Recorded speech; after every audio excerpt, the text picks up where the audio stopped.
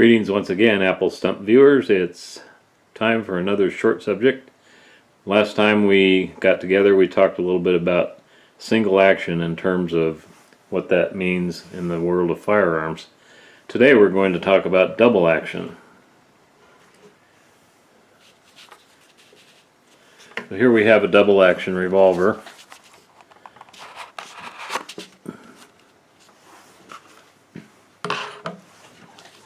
This one happens to be a Charter Arms Bulldog, chambered in 44 Special. Now what's different about a double action revolver, even a single action or a double action revolver will have a cylinder of some kind with chambers in it for the ammunition. So that's not different. But what is different is what happens when you pull the trigger. So this is what we're talking about when we make a distinction between single action and double action, and that is what happens when you pull the trigger. As we did before with the single action revolver, we can cock the hammer on this one and pull the trigger to release the hammer.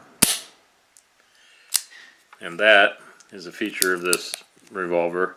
It can be fired in either double action or single action. This is single action.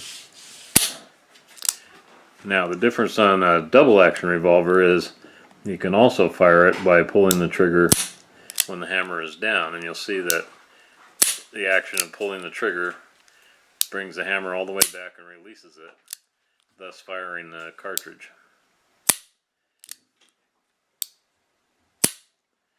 So it can be fired single action, which gives you a chance to hold a steady sight picture and release the hammer with very little trigger pressure.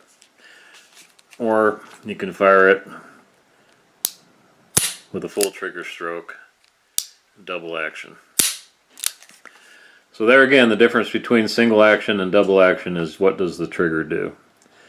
We saw on the single action revolver example that when you pull the hammer back, the cylinder rotates, and that's the same with a single or double action revolver such as this one.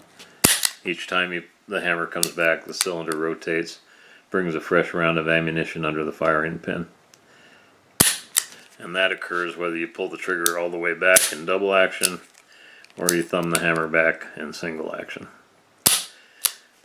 So there you have it, double action revolver as opposed to the single action revolver we saw last time. Next time we'll take up another term in firearms lexicon. Until then, Apple Stump wishing you a happy week. Adios.